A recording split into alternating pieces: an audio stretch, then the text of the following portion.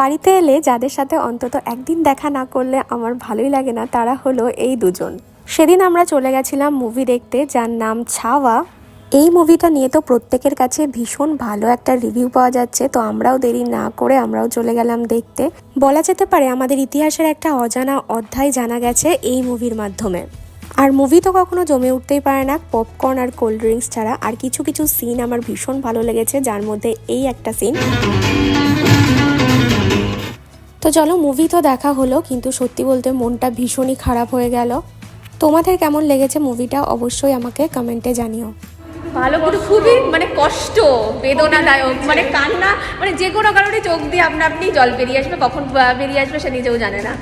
এত কষ্টদায়ক, মৃত্যু।